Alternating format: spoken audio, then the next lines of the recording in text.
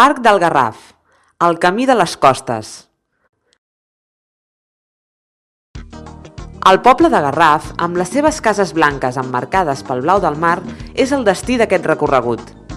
Només cal 1 hora i mitja per recórrer la distància que separa el centre d'informació de la Pleta, situat al cor del massís, d'aquesta petita vila marinera.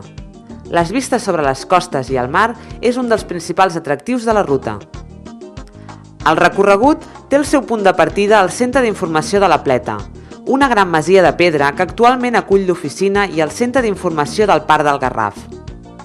Originàriament, aquest edifici fou el pavelló de caça de la família Güell, obra de l'arquitecte modernista Francesc Berenguer, col·laborador de Gaudí. En destaca la torre cònica, la funció de la qual era indicar, mitjançant una boia, l'aigua que hi havia a la cisterna que té als seus peus. Aquest tram inicial que travessa els paisatges típics del Garraf és força agraït, amb arbusts i arbres mediterranis.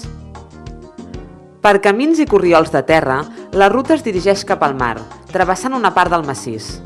Com que fa baixada, l'esforç físic és mínim, així es pot gaudir en tot moment del recorregut. És en aquestes dreceres des d'on es pot contemplar la flora típica del Garraf, pi, espígol o la planta emblemàtica del parc, el margalló. En la primera part del recorregut també es poden veure algunes pedreres, testimoni de l'extracció de pedra calcària que des de fa un segle es realitza al Garraf.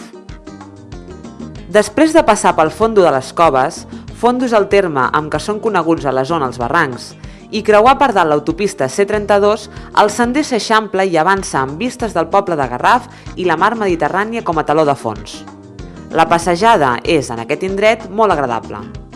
Un altre element que mereix una petita aturada és l'avenc de la Flauta, exemple de les desenes de cavitats i avencs que es formen a les roques càrstiques del massís del Garraf. El camí va baixant fins a la carretera de les Costes, que ens porta fins al poble del Garraf. Aquesta petita localitat per si sola val tota la caminada.